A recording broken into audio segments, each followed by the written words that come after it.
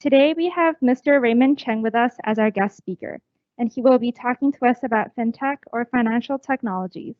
After the presentation, our CEO, Dr. Dennis Yip, will be the moderator and lead a discussion with our guest, Mr. Cheng. Then there will be an opportunity for our students to ask some questions as well.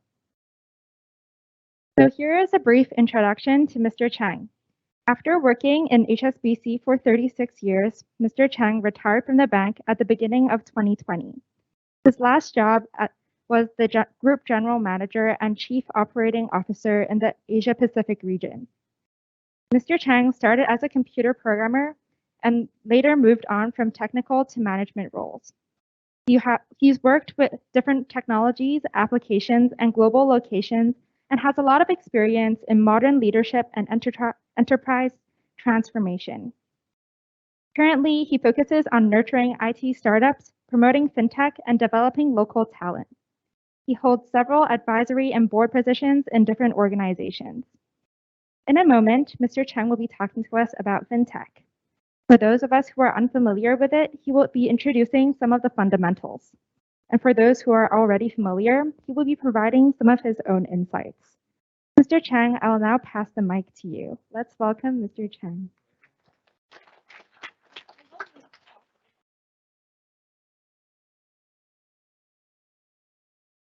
Hey, welcome. I'm not Mr. Cheng. If you just want to do a little bit of introduction of Raymond. As you know, we actually have a lot of different schools coming in for the summer intern this year, and this is the first Tech Talk program. And my intention is you all should know more about what the industry leader has been doing, their experiences, and allow you to have questions and answers. We also will have different activities like happy hours, hiking, running, etc. And the happy hours, we actually also have other guests that come in that will share with you more information. And we hope that for this summer intern, you don't just learn about technology, but learn about what is going on in the industry, people's experience, etc. Raymond actually is my friend for many years. And if you ask anybody from HSBC, he's like the top guy. He's the group COO of, before he retired, group COO of Asia Pacific, reporting into Peter Wong from Dongxing. And HSBC, with his leadership, has revamped the whole technology. So it's basically the leading edge of the technology. So a few weeks ago, there was a down HSBC system down. It's because he left 2 years. So I texted him immediately. I said, how come HSBC system was down? And he said, it's because he left already. But he is a very unique character because not many people actually started as technologists and then become a senior manager of such a big corporation. That's number one. Number two is not many leaders actually can sustain one company for 36 years. That's number two. Number three is he is not just a group COO of HSBC. He is in many, many different boards of Hong Kong. So he was serving as the Science Park Director. He was serving as the Computer Society top vice president. So a lot of different board he's very involved in. So if you talk to the IT industry experts in Hong Kong, everyone knows him. So it's very honored today for ASG to be able to invite Raymond, and hopefully you can learn something from him. Thank you. Thank you. Thanks, Dennis, for your kind words. Hello, everybody. You guys wake up? Okay. Good afternoon to you. Okay, good. I just want to learn a little bit. Quite some of you study in Hong Kong, right? And some of you study outside Hong Kong, right? Who study in Hong Kong? Raise your hand. So others, I presume, study outside Hong Kong. Okay. And most of I saw the list how the university come from. Quite some of you come from US, right? They study in US. Okay. So I look at half and half. Okay, good. So Dennis, thanks for introduction. Okay, the whole summary of his introduction of me, just one word, old. OLD, old. So that's why a lot of people knows me, and I work a long time, in the industry. Okay. Second thing, today, although the title is Tech Talk, okay, so I'm not coming here to pretend that I can teach you the latest technologies. I think you guys know tech, more than me, with your study, with your experience, and so on. So I just want to take this opportunity to share with you, some of the basic things in FinTech, and later I will tell you why. Share with you on this, okay? And I'll just have 3 slides, okay? And I will share with you some basic things about banking and financial services. Hope it can resonate with you, okay? And in future, in your career, no matter whether you work in the tech field or whether you work in the finance industry or not non-financial industry, you may find these basic principles are useful. Okay. The second area I'll cover, is the different type of FinTech, because you guys heard about FinTech a lot. True? Yeah. Okay. By the way, before you join this session, do you know that I'm coming to share my experience with you? Okay. Any of you went to Google or LinkedIn me in the internet? Nobody. Good, good. There must be some of you. Okay, and then you find some strange thing about myself. No, I know that. By the way, I'm inactive in LinkedIn now, and you must understand why, because I'm not looking for a job, so I'm not updating the LinkedIn content of myself. Okay, so the second thing I just want to share with you, some of the things I see different FinTech. Because you hear a lot of things. You hear about NFT, metaverse, all the new things on FinTech. So I just want to show you the list of FinTech. And then the last slide, I share you with some of my observations, my thinking, and the experience that I do FinTech in Hong Kong. Okay, so it's all the fundamentals, and I hope that I can spend more time with you to answer your questions. Because for me, I really want to know what kind of questions you want to ask me, and I really want to try my best to share, my experience and my observation, or sometimes my insights with you guys. It's okay? Okay. I just have one request. Although your phone is on silent mode, okay, please try to avoid looking at your phone. Thank you. Thanks, Dennis. Okay. And at one moment, if you want to do that, okay, that means that what I'm showing you is very boring. Okay. That's okay. Okay. But think about the questions that you want to ask me. Okay. After instead. Okay. So first thing, okay, what's the mission of financial services? Most of the FinTech founders that I met with in Hong Kong, here in particular, okay, so because their mission is to disrupt the traditional old banking services, big banks and so on, okay, with the new idea of the new FinTech, okay. So they always describe the mission of banks and financial services. It's like other companies, is to make money. Although we print money and so on, we distribute money and currency. Okay, they think that we as an organization is to make money. This is completely incorrect. Okay, our mission is to help people.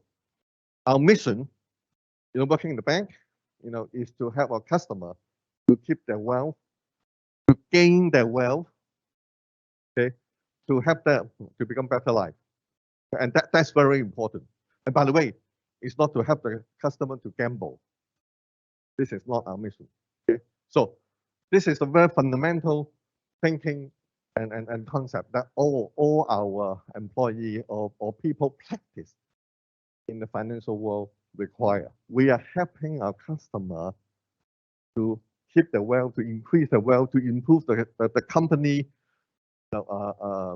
status, and also to help people's life. Like, for example, we help people to buy houses, improve the living, okay, and so on. Okay. Second thing, financial services, banking. Okay. it's a regulatory business. Okay, number one thing that we work on is on regulations. Regulation govern us, govern a lot of things, or most of the things that we do. They make us as a trusted organization, and that's very, very important. Okay, on that. The first thing, what are our core principles? Number one, integrity. Because we are holding customers well, no matter they are individual customer or corporate customer. Okay, integrity is number one, value. The second one, of course, we have to gain trust from the customers. Now, it sounds very easy, but it's very, very important. Okay, a lot of fintech companies overlook this part. Okay, as long as you gain the trust from the customer, so you get the customer support and continue engagement with you a lot. Not everything, but trust is very basic. You got to have a trust, to maintain the customer relationship. Okay, if you don't have trust, you cannot get your customer and continue. So integrity and trust are very important as our core principle. How do we make money? Okay, nowadays we got different products, we got a lot of services, we got very complicated products and services. But fundamentally, we've got to go back so that there are two basic areas for us to make money. One is free income and the other is non-free income. Free income is basically, is a transaction fees. When we help customer to perform transaction to do what we got the free. The other non-free incomes are, for example, the trading income, the things that we do, in the market that we gain from the market. And these are very important elements. And when the financial products gets complicated, okay, so if you look at the history, we started with basic savings products or current account products and time deposit products. Then later we got derivatives, and derivative over derivatives, and so on. And, all these products. Sometimes people overlook how we make money, and we're gonna make sure that we need to do all these basic things. And the next thing, the whole world is a zero-sum game. When somebody gain, there must be somebody giving up. Get you? Okay. And one simple example, we always ask, if you look at the Bitcoin economy, I think you all heard about Bitcoin, right? Any of you hold any Bitcoin? I have quite some. No. Stop. Ethereum? I think Ethereum should be more, right? Okay. So if you look at the whole cryptocurrency economy, I always want to put in the zero-sum game. How come it's well to keep on getting up, going up and going up? Okay, so there are a lot of people who want to buy, but there are a lot of people who want to sell, so that you got a transaction. Fundamentally, it's a zero-sum game. Okay, and recently, when you see the downturn of the crypto market and so on, up and down, and it's this kind of effect coming into place. Okay. Next one, financial services. I want to talk about the core competence of banks and financial services, because now we have a lot of fintech. They're doing different things, KYC, doing different things on NFTs, okay, and all this. Okay, and a lot of fintechs forget about the fundamental competence of running a financial institution. Okay, number one is credit. The other one is risk. Okay, credit is how you look at the customer profile and offering credit, giving loans and so on. This is very important. A lot of financial products that we create in the market actually is credit based. At the end of the day, it's a credit based. No matter what kind of loans, any type of borrowing things and so on. These are all credit based. Okay, The other big area that the financial institution got to be good at, and also the FinTech are good at, is managing risk. Okay, and these two areas are very basic to all the financial practitioners, financial services practitioners. Okay, and of course, IT is very, very important. Supporting all the operations and intelligence and things running in the organization. Okay, and last but not least, we talk about finance and technology and so on. Can you guess how much that usually a bank or a FinTech spend on IT in terms of percentage? Can you make a guess? If a bank or financial company spend $100, how much is on IT? Just make a guess.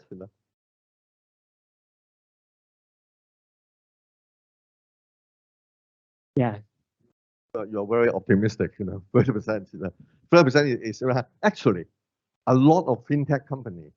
They spend 30% to 50% of the expenses on IT. Okay, traditional banks, particularly big one, they spend around 10% to 15% on IT, on information technology, on computers and so on. Okay, supporting systems. When I start to work, it was less than 3%. The way that we spend. So you can see in the banking community, in the financial services industry, the investment on IT is getting more and more. Just think about, for a bank, is for every $100 they spend 15 on IT. And don't underestimate other areas that they need to spend, like branches, people in the front line, a lot of finance and operations people, and so on and so on. Okay, so now the reason why I spend time to share with all these basic principles, although it's straightforward, okay, and I often found that the people running the FinTech company, they overlook quite some of them. They overlook quite some, or they do not have enough experience on them. They're very good at new technologies like blockchain and so on. Okay, they are very good at marketing, creating ideas, new business model. Yes, it's very good. But then if you want to run the FinTech well, you better understand and practice all this well. Okay, so second part is on the different FinTechs. Okay, FinTechs, financial technology. In the old world, in all the traditional world that I came from, actually we have been doing a lot of financial technology to support the finance. For example, 40 years ago, we invented ATM. So it's a technology that we do it on the financial world. Okay, and actually at that time I found that they are very innovative. And since then, in the traditional world, it's hard to come up with a new very groundbreaking technology invention and so on. Okay, so there are a whole bunch of technology that we do all the time to support the financial services, and they are one of the FinTech. Okay, and the second category I would say in the FinTech ecosystem, there are a lot of people building new technologies to replace the old one in this FinTech world. Okay, and there are a lot of new things coming along, leveraging, let's say, AI technology, leveraging a lot of robotics technology, to replace the old one. So there are a whole big world in this area. Let me try to check a little bit. For FinTech companies which get into this area, okay, the number one challenge for them is to convince the banks or financial institutions migrate from the existing old system into a new system.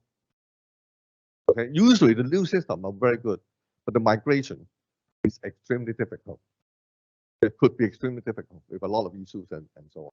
Okay, so the third area I want to talk about is the new FinTech, one of the new FinTech groups that I think emerging in the last 10 years is virtual banks and leverage on open API and all that. So I think you heard about virtual banks and so on. So fundamentally, virtual banks usually are brand new banks, okay, and I start from scratch, okay.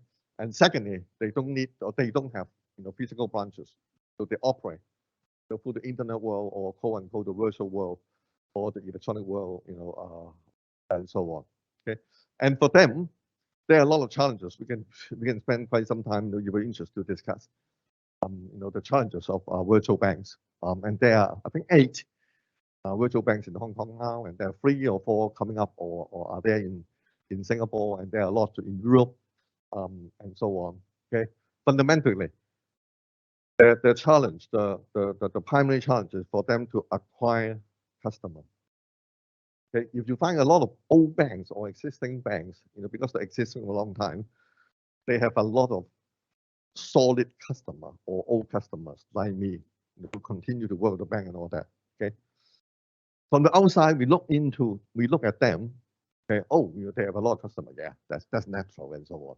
For new banks to come in to acquire new customers, okay, and in some way convince the customer to put all their net worth in the virtual bank, okay, and continue to use the virtual bank. That virtual bank. That is the challenge that they face every day. Okay. And with open API, banks and financial institutions will continue. I think will gradually open, their services and the data, quote unquote, their data, provided that we do it in a legal way, okay, to the market, and a lot of FinTech can expand on that. The fourth area is a very common area that you see the FinTech is doing payment. Okay, actually, a lot of FinTechs are doing payment. You heard of Alipay, WeChat Pay, and in Europe and US, a lot of this kind of a lot of company. So they try to address payment issues and payment challenges, all different aspects. And in the past, I think 10 to 15 years, they have created a lot of opportunities, in the payment areas, in the whole, I would say, social environment and cross-border and so on, where banks and physical currency cannot do it conveniently. So they do very well. Okay? And it's a very saturated market now, if it's payment. So if you have some desire that after your graduations, you open you start a new startup, a FinTech startup to do payment, I would advise you to think twice, and you got to do something very different, and also it's a very good business model. Another big area that we hear a lot of FinTechs are the peer-to-peer lending. Okay, and I would say that is similar to I would say that in the traditional world we call consumer finance and so on. Okay, because traditionally the banks handle a lot of customers. Okay, and they usually to be middle class or near middle class or above middle class. Of course, banks like to deal with them and bank with them. Okay, and often I would say the lower customer segment got overlooked by the banks around the world. This is global issues. Okay, so their banking needs, their lending needs, the loans required that they want to do, and credit card payments, and so on. So this is a whole big area around the world. So in the last, I would say, 15, 20 years, there are a lot of companies is doing FinTech, opening FinTech companies, addressing this part of the world. So that's why a lot of micro loans, land no loans, doing things, in undeveloped market, expanding on market, and there are a lot of things that. Okay, so this is also a big area. Okay, and then the underserved customer segment. So there's still a lot of people around the world in a lot of countries. They're not able to enjoy proper banking services. So in this whole area, there's still a lot of opportunities for fintech company to expand, to get into them. Okay. And last but not least, there are a lot of technology that the fintech company address to.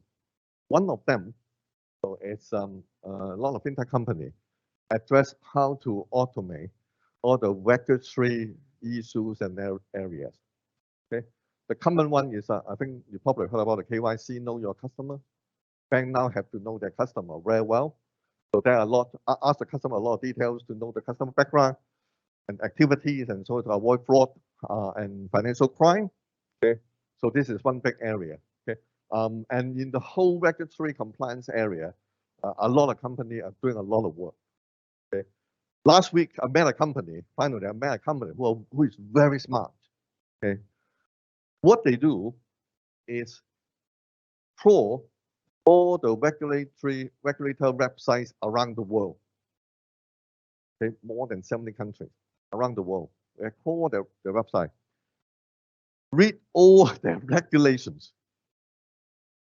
Okay, read all the regulations, automatic feed.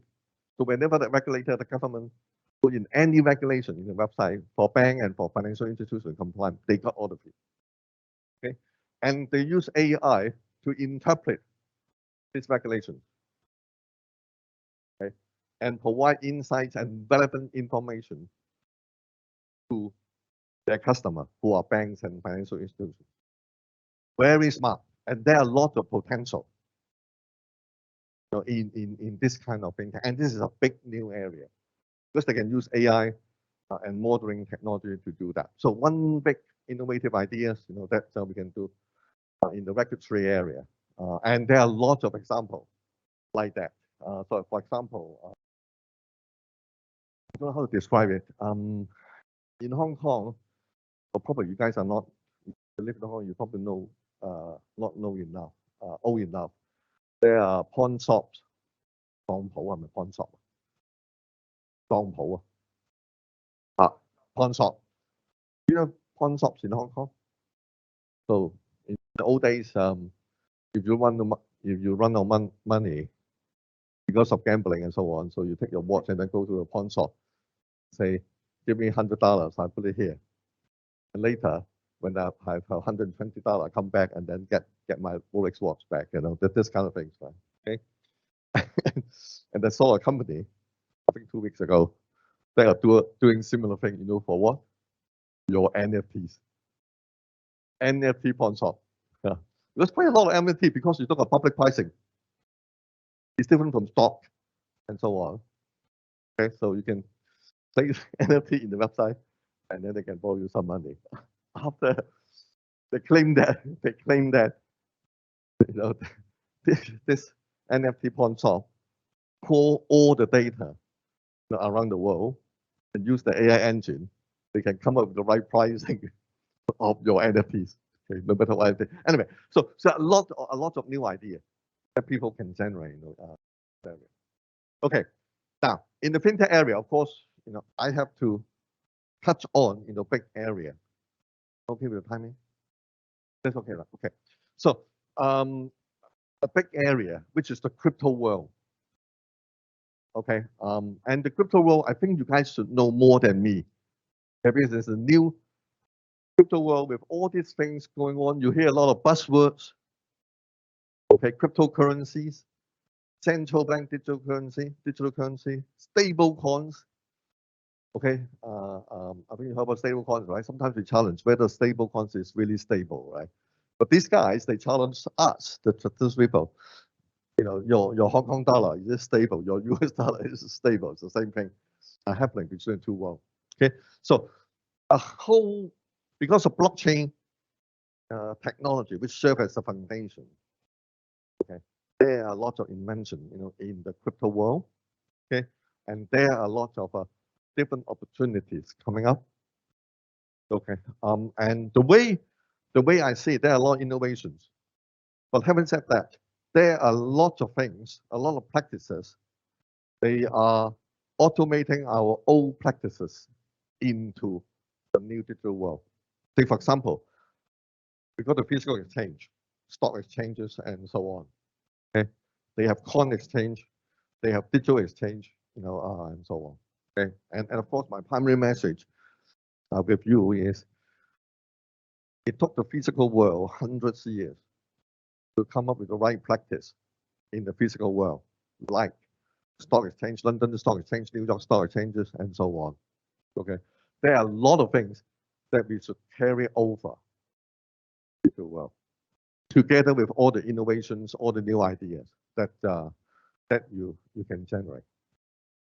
Okay, and I'm sure with the metaverse and Web 3.0, lots of people will bring financial services into, or different financial services into the metaverse world. Okay, leveraging NFT and tokens and so on. So this is a whole big area. The message here is, you guys should know more than me with your day-to-day interactions. Stay close to that. There are a lot of opportunities generated. Okay, so quickly, to share with you some of my latest observations. Since I left the bank 2.5 years ago, actually, I spent most of my time is with the FinTech startup, talking to this whole ecosystem of people around the world, and spend quite some time working with a fund, a VC fund, to putting investment on some of the companies. Okay, so there are some observations. Okay? Of course, the first thing in Hong Kong, FinTech is blooming extremely. When I retired, so there was 2.5 years ago, there were around 50 FinTech companies. 2.5 years ago, 250 FinTech companies. By now, Hong Kong, the latest number coming from the government, over 2,500. You can see lots of FinTech company coming in different areas, and so on. Okay. With the blooming situation and all that, I'm seeing in the coming few years there will be quite some consolidations.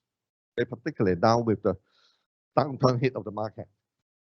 Okay, there will be a lot of companies buying another company and then doing consolidation and so on. So this will come like the physical market, years ago. Okay, they often, quite a lot of them overlook the requirement of regulations. Okay, and that's why I share with you fundamentally banking and financial is a regulatory business. Understanding quote-unquote following rightly and well with the regulations is very important. Okay, so I put it here. Actually, it's very interesting. Okay, some FinTech do not quote-unquote do not pay attention to regulation and all that, regulators and all that. On the other hand, the regulators doesn't know the FinTech that well. Okay, so this is a both-sided situation. Okay, this varies country by country. Okay, some of the countries, the regulators are very forthcoming. Okay, say for example, Germany, around 2 years ago, they have regulations on DeFi already, distributed finance already. Okay, they see that is coming, and they got regulations, in this area. So there are countries that the regulators are doing, and there's a lot of variance stuff. Now, where in the traditional world is very interesting. Traditional world by now, all the country regulators align very much, and hence there are a lot of global transaction and banking activity, financial activities, cross-border and happening across around countries.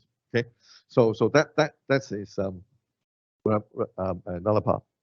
The other one that I observe, is FinTech. Quite some time ago, some of the people changed the word FinTech to TechFin. I don't know whether you heard about these terms. Okay, they're saying that tech is very important, more than fin. Okay, and we tech people can do FinTech well and so on. Okay, I work on technology for nearly 40 years, so I believe that.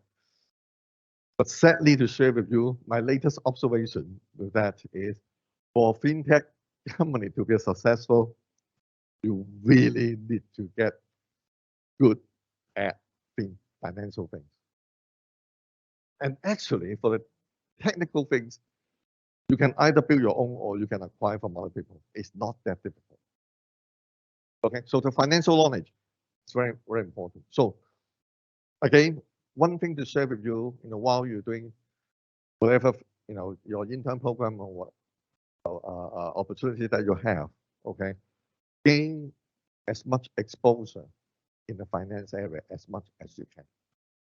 There are lots of different areas. I cover quite some in my sharing. Okay, regulatory is one of them. To find on the financial side, regulatory. Okay, how to do credit. So there are a lot of areas that you can learn. Okay, and I can assure you, it's very, very easy to learn, very basic. Okay, banking is like fundamental. It's like accounting, debit or credit. Okay, like computers, 1 or 0. Okay, so don't be afraid of that. Learn as much as you can on the finance side. Okay, the fifth things I want to show, which I touched a little bit, is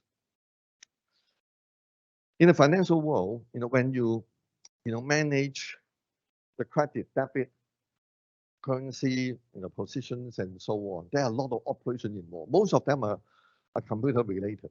Okay, but there are lots of I would say the execution that is required. Okay, when you transfer money from one account to another account, you think it's very easy. You just transfer from one place to another.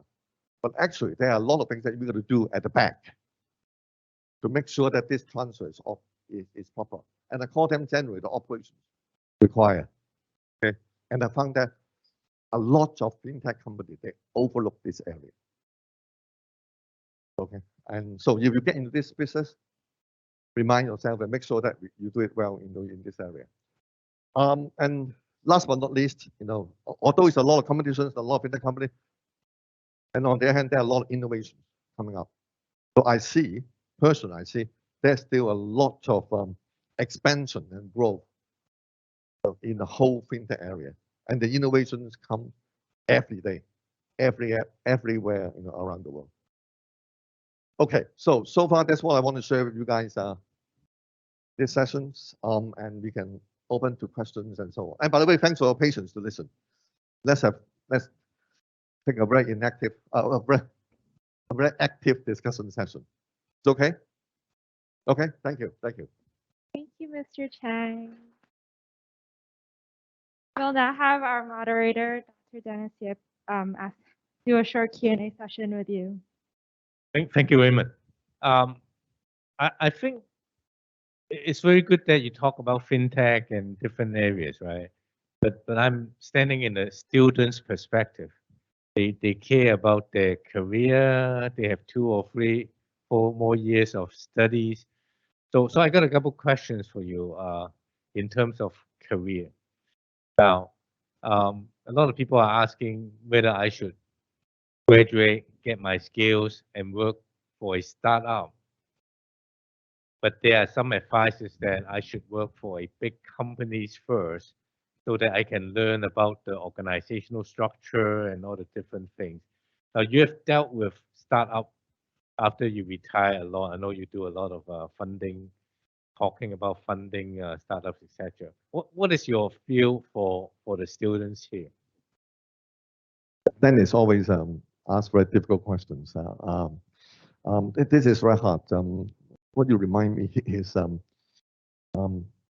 when I sidetrack a little bit. Okay, when I look at or when the investor look at the startup and fintech company, one area, of course, we don't talk about business model, technology, and so on. But one big area is the management team, the founders and the CEO. And background of them are very important. Okay. What I can share with you is in Hong Kong, I'm talking in Hong Kong here. A lot of these startup companies, their founder and CEO always worked in HSBC before. A lot of them. So I still remember some of them when I first met them. Right, so they introduced themselves. They get a CV. Then I said I introduced myself, and quite some said, "No, Raymond, you don't need to introduce yourself. We know you in HSBC." And so, and the latest I found is a lot of them are from the investment bank. I'm not trying to promote the investment bank, like Goldman Sachs, and so on. Okay? But quite some of them. Okay. So to answer your question, and then the things that I come, and I got to make sure that my view is, I would say, tend to be a traditional view. Traditional view. Okay? My personal advice, if you got the opportunity to work in big organizations, big enterprise, credible organization. Okay. My advice is to get the chance, work them at least a few years. Understand is that you can learn the right practices and operations and know-how and so on in running the products and the services in a scale, in a regulatory compliance area. So there are a lot of things that this organization took a lot of years to learn and build in that organization. Okay, sometimes we call them bureaucracy. Okay, and nowadays we found that quite a lot of them are redundant because of new world. So and that's true. However, quite a lot of them are valid and very important. Protect the customer, protect organizations, meet the regulation and so on. So in a nutshell, I would advise that working in the big enterprise for a few years and then you get the exposure to how a big organization works will definitely help your career development. No matter you want to do a startup, you want to start a new company, and so on. But that is a typical old people, old thinking. I guess I'm old people too. I have the same feeling. One more question, and then we'll pass it to the floor. We have about half of the student here from Hong Kong. Another half is from US university or UK universities. So we talk about first job. Now, there are a lot of Hong Kong people now talking about immigrating to UK and different places. So for the first job type of career, if eventually the student wants to work in Asia, what's your advice? Do they get a job in US first or UK first or Asia, Singapore? What is your feel on that? I have no bias view, although I'm from Hong Kong. I have no bias view on where you do the first job. Okay, but it is very important for you or I think any people to have experience in multiple locations, multiple cultures. This is very important. Although it may sound obvious, to you guys. Then for me, because I work in an international bank, so the bank itself is not just Hong Kong or Asia Pacific. It's a global bank. So luckily, I was global exposure, and because of it, HSBC, I was fortunate enough to work on some jobs in US and in Canada. I was there for a few years. And the exposure and the experience I gained and the connections that I got are incredible. It helps my career development very much, HSBC. So it is very important that you have the experience, work in different locations. Now, but when you work in locations, don't act like some of the Hong Kong students. When they go to Manchester, every day they still speak Cantonese. Okay, they're not integrating or understanding the local culture. Okay, so it's important to have a global perspective, global knowledge of different culture, have a different view. You understand the different views, of different locations. Because of internet, because of all the things, okay, the world is connected. And I think the jobs that we have now, more jobs, more international in future, and that require your international exposure. Very, very important. And actually, you guys are there. You guys are there. Quite some of you study different locations, coming to Hong Kong, and so on. Okay. So my next advice, you've done it physically. Okay. Second thing, integrate it into culture. Understand the core, what you call the differences, the strength of different culture. And I think that's important. Okay, let's open to the floor for your questions.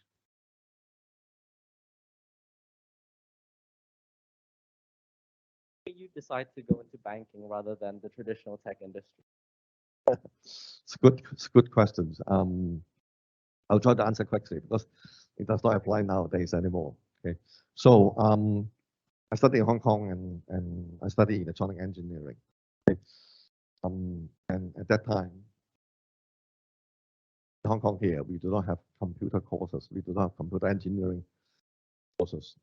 I was lucky that my last year project using some computers you never heard about or small enough. I mean the memory that you never heard about. And then I got exposure of that. Okay. And then when I decided my career, okay, I quite liked, it's a new business at that time, 40 years ago. It's a new business, complete new business. Okay. There was no professional certification. By the way, you're an accountant, if you're a doctor or you're an engineer, you have the professional certifications, and I dropped that. Okay. And then I see that banks at that time are very primitive.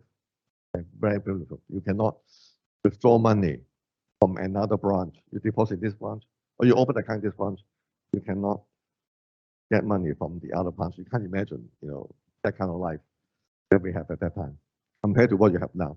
Okay, so I see, although banking, socials, and all that are very primitive, I see that this is going to be a growing element in some way. So with that two married together, I tried, see what happens, and I'm so lucky because of the expansion and adoption of technology, the work and the things that when you go at the end, and then I stay there. And then every day I learn new things. Every day I learn new things in the bank. Some of you may ask me why I stay in the bank for 36 years. Okay, for this kind of thing, okay, should be put into a museum. Nowadays nobody will do that, and then wouldn't in some way advise you to do that. Okay. Luckily for me, the first 6 years at the bank, every day I learn new things. Every day there are new projects, new things come along, bank, and that keeps me staying in the bank.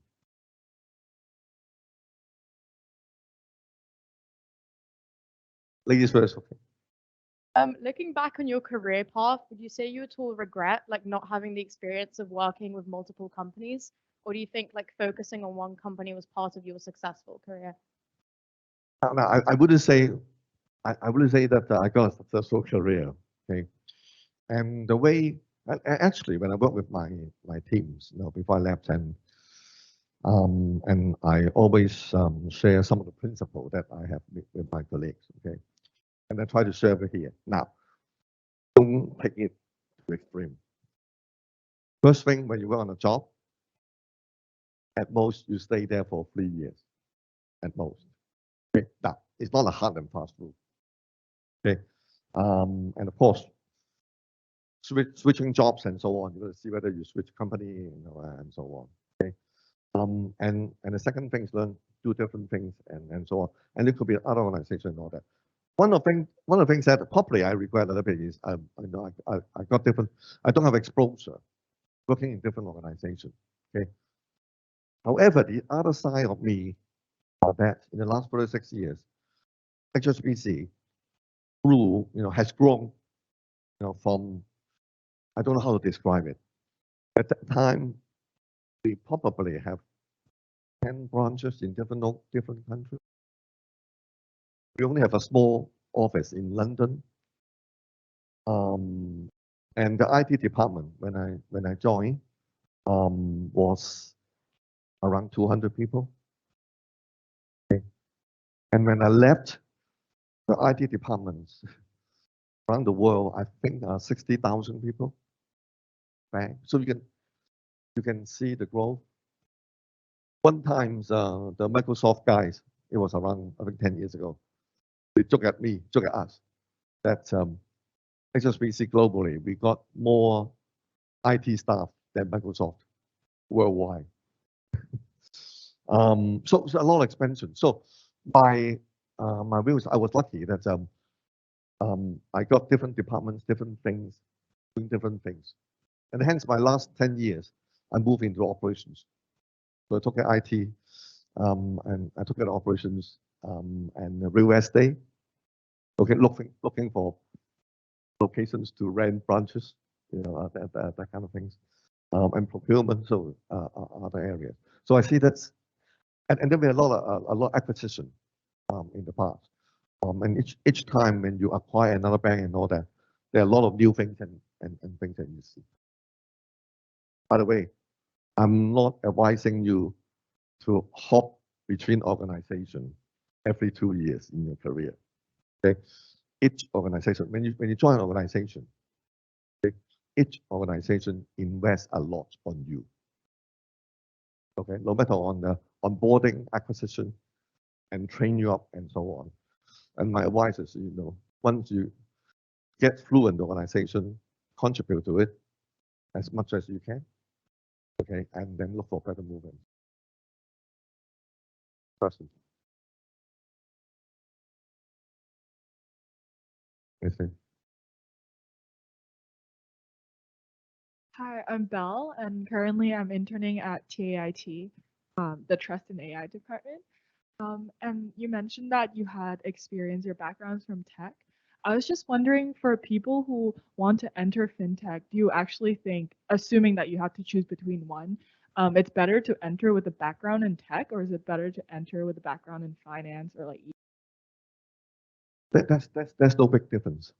That's no big difference. I would say, no matter tech or finance background.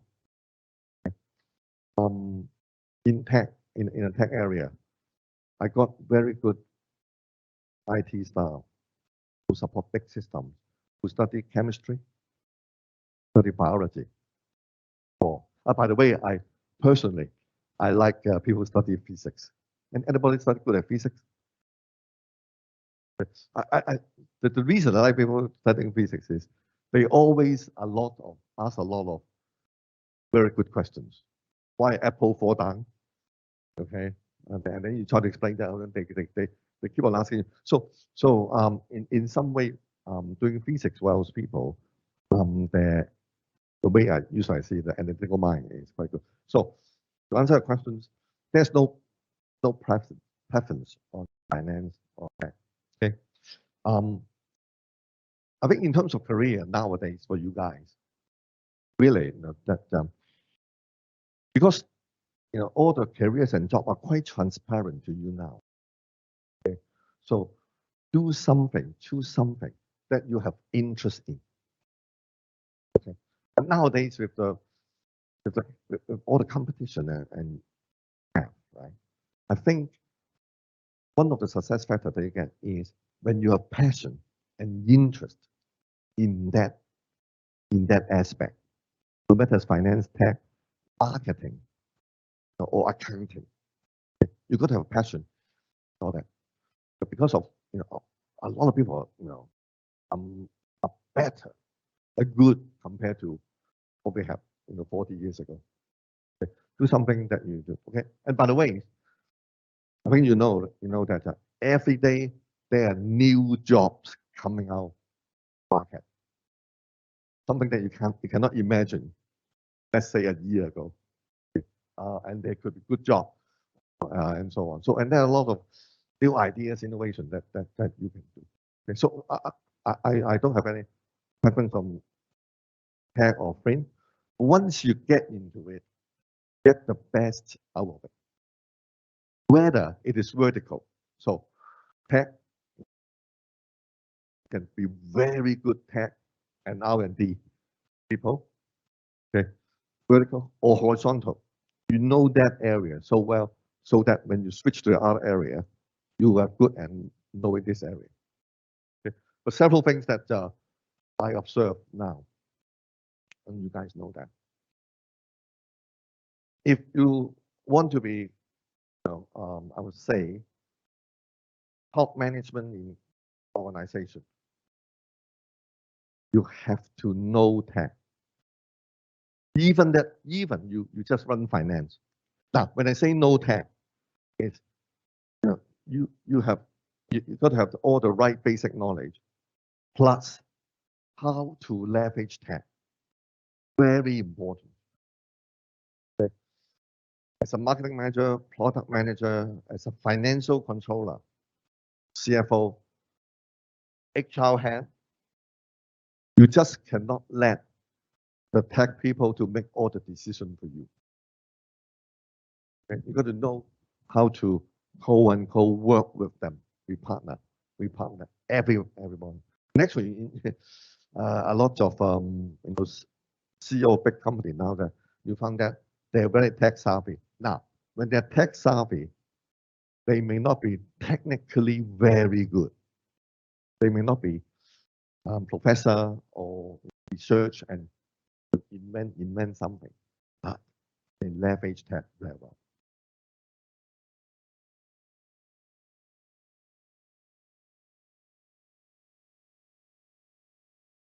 Next one will go to you. Hi, my name is Peter Young. I'm under CTO. I have two questions I'd like to ask. My first question is, while you were at HSBC, were there any interesting product or fintech technologies you yourself led? And my second question is, have you seen any successful example in Hong Kong where banks had transformed from old technologies to new technologies, and what made them so special and what made them so successful? Thank you. Okay, wow, this is hard. So I think the first thing is in HSBC, what we have done different and all the things, or anything special that I've done. Okay, so there are a lot of examples. Okay, but quite some of them you don't know about that, anymore. The technology has been phased out already. Okay, but if I take the recent one, pay me. Okay, it was a very hard decision to pay me, because at that time, as I said, the payment market has been saturated. Actually, it's quite saturated outside Hong Kong. Then it's living in China for quite some time. So all the WeChat Pay, all the Alipay are very popular, in China at that time already. Okay, and the investment is talking about hundreds of millions. If you want to do it well in Hong Kong, HSBC and Hang Seng. And finally, because of a lot of reasons, including the investment in new technology, and for the next generations, and so on. So we spend the investment into this area. Okay? And there are several things that we designed there. Now, you guys may not find that special, but we particularly spend a lot of effort to do that. First thing, you've noticed that we have a kind of group concept. Pay me. So I think we launched it several years ago, okay? And in particularly, we want to create, have the customer create a different group within Pay Me. So that's why we have these features. And the second thing, out of so many things we launched, we decided that has to be the most simplest and user-friendly operation that we did, on Pay Me, and we did that. So and we continue to support that, and we deliver within 1 year to for that service. So I'll say in one recent example that to answer you. And the second things in Hong Kong, I would say one, if I take one example, right? So if you look at BEA, competitor, Bank of East Asia, okay? If you notice, I think 3 or 4 years ago, okay, they try out some, I call it boutique branch. I don't internally how they call it. Okay, they try out the boutique branches concept. and then they do something like Apple Shop. Now, think about our traditional bank branches, very complex, a lot of things. Definitely not all pure white, decorations and so on. And they were able to open a new branch in a new location within 3 months.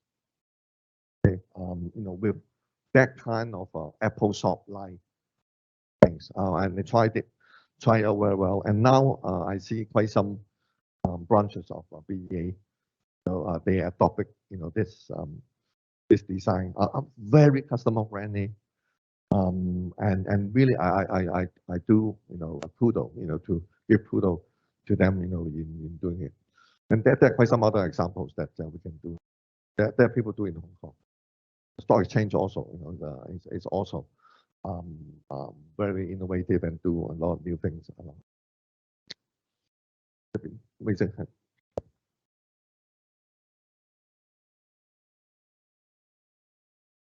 Hi, I'm Ivan. I'm working in the communication technology department. And yeah, I just have one question. You said like based on your experiences, for people working in the fintech industry, it's more important to know more about the fin more than tech. Can you like elaborate more on that, or like do you have any specific examples that you can share? For example, okay, Yeah. but maybe quickly, right? So if I take obvious example, right? So you look at Alipay. If I just look at Alipay, there are a lot of technology to support. So they call themselves, categorized as fintech. Okay, they call themselves, a lot of tech to support that. But I can tell you, the fin part is very important to run the whole Alipay operations. Okay, and the other extreme example that I can think of is a lot of fintech, they focus on tech only, and they do a lot of tech. And the tech can be used by financial organizations and so on. As I said before, it's very hard for the financial organization to replace the existing technology by your new technology, even if it is better. Changing and replacing, and that's extremely hard. Okay, and at the end, I find this fintech. Actually, I run this kind of financial services for you. Okay, and to disrupt you, and some of them, get successful, and on that, and that is something that I find that fin is quite important, with the fintech. Thanks. Take our last question.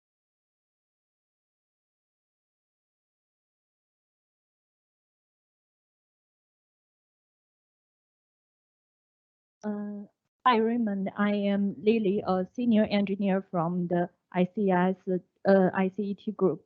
So the question is, I know Raymond has had been working for the financial industry for decades, and you must have experienced a few times of the financial crisis. I want to know when you face the problem like your personal occupation is not popular for the market.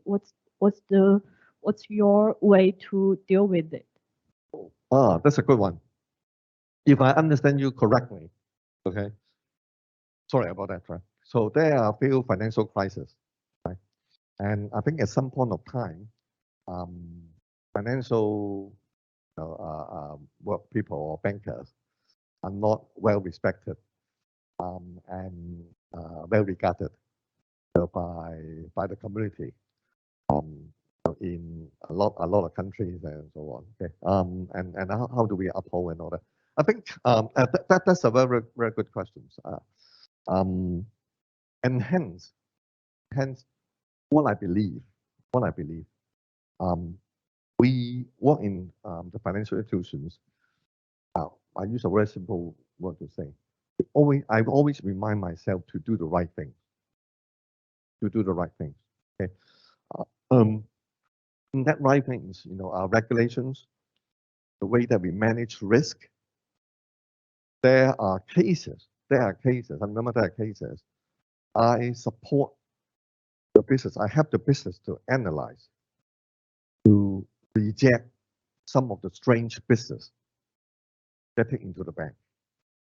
Hong Kong, in China, Singapore. So we I believe that we as a team are doing the right things. We're helping the customer. We're helping them. Okay? And we follow strictly the regulations and principle and so on. Okay? I think that will earn respect from the community.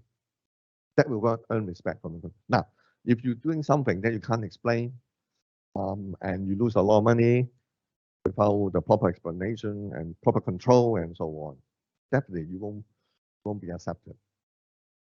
So I think that we stick to the principle. We do the right communications with our clients. We help our clients in the proper way. Okay? And during financial crisis, 2008, okay, although the whole market suffered a lot, we helped quite a few customers in Hong Kong, in Asia Pacific, and they were blooming afterwards. Okay? And to get that credibility from the market. So that we make sure that we do this. Now the downside of it, a lot of people saying that we are very conservative bank. Okay, now I'm biased. I work there. I call it a very diligent bank. Okay, so it depends on which angle. Okay, and personally, my principle is to drive me that I'm proud of when I face our customers and when we face our citizens. Am I answering your question? That's very good. Last questions? Hi, my name is Erica, and I'm in the IoT SAI department. I was just wondering, this is a rather vague question, but can you point out the biggest problem the fintech industry is currently facing, and which is holding it back, and something that we should work towards improving? Sorry, what was your question? You mean? The biggest problem in the fintech industry, which is holding it back. No, I don't think it's holding back. Now I share with you the things I observe. I wouldn't say it's a problem. Okay, so quite some of the things that people overlook, and the challenges, right? Now, of course, currently, that the crypto market and also the economy and all that will affect the financial industry, and so on. Okay, but I think there's still a lot of good opportunities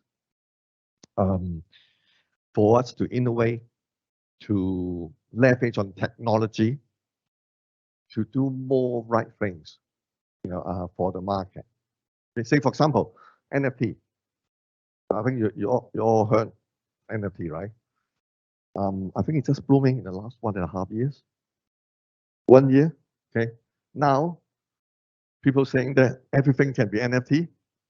Anything, any individual, any kids, anybody can create NFT. Okay. From the technology perspective, I respect a lot, and it has a lot of good area because of authentications, because it can tie with digital asset and also physical asset. So NFT itself, have a lot of potential and a lot of good ways, and there are people who leverage on the NFT technology, doing the right thing. Okay.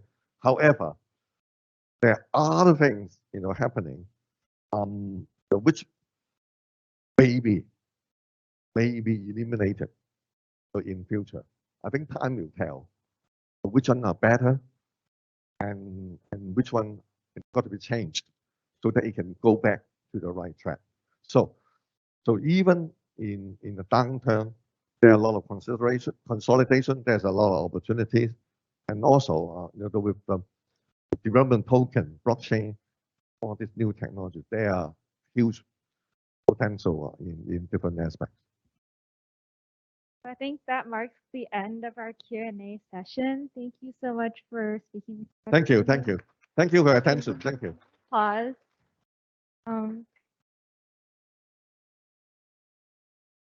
And now, Dr. Den Siep will present Mr. Cheng with a certificate of appreciation.